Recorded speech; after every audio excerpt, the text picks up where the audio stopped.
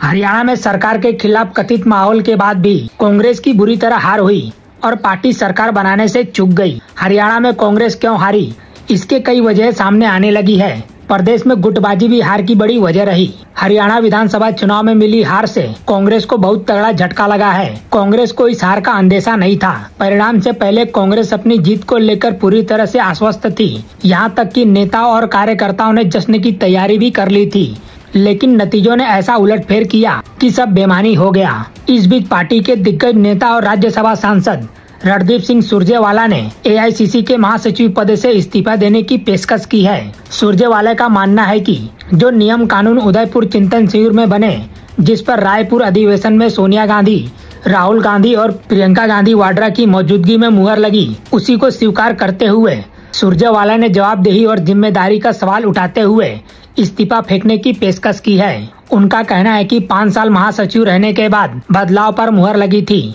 वो इम्प्लीमेंट हो। रणदीप सुरजेवाला ने अपने इस्तीफे के जरिए 3 कांग्रेस के बड़े नेताओं को टारगेट पर लिया है। उनका पहला टारगेट मल्लिकार्जुन खड़गे, दूसरा टारगेट केसी वेणुगोपाल और तीसरा टारगेट अजय माकन है। उनका मानना है कि कांग्रेस पार्टी में एक व्यक्ति एक पद का सिद्धांत तय किया था, लेकिन ये सिद्धांत रसातल में चला गया है। पार्टी अध्यक्ष खड़गे राज्यसभा में विपक्ष के नेता बने हुए हैं। इसके साथ ही पार्टी के नेता केसी वेणुगोपाल पर भी उन्होंने बड़ा सवाल उठाया है। उनका कहना है कि राहुल गांधी के करीबी संगठन महासचिव इस पद पर 5 साल पार कर चुके हैं। ऐसे में जो चिंतन शिविर में नियम कानून तय किए गए थे, अब उसके आधार पर फैसला होना चाहिए। इसके साथ ही सुरजेवाला ने कांग्रेस के सीनियर नेता अजय माकन की भूमिका पर भी सवाल उठाया है। उनका कहना है कि अजय माकन महासचिव रहे, कोषाध्यक्ष हैं, लगातार तमाम राज्यों की सक्रिय कमेटी के चेयरमैन हैं, बावजूद इसके हार मिली है। ऐसे में उनकी जवाबदेही तय क्यों नहीं है। वैसे ये कोई पहला मौका नहीं है जब रणदीप सिंह सुरजेवाला ने महासचिव पद से इस्तीफे देने की पेशकश की हो। इससे पहले कर्नाटक में सरकार बन जाने के बाद भी उन्होंने महासचिव पद को छोड़ने की बात कही थी।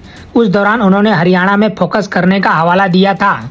उन्होंने कहा था कि वो हरियाणा में होने वाले चुनाव में फोकस करना चाहते हैं, इसलिए पद से इस्तीफा देना चाहते हैं। हालांकि कांग्रेस अध्यक्ष मल्लिकार्जुन खड़गे और राहुल गांधी ने उनके इस्तीफे को खारिज कर दिया था। वहीं कुमारी शैलजा और अशोक तंवर दलित समुदाय से आते हैं और प्रदेश में दलितों के बड़े नेता माने जाते हैं, लेकिन ये लोग अपने समुदाय का वोट कांग्रेस को ट्रांसफर नहीं करा सके।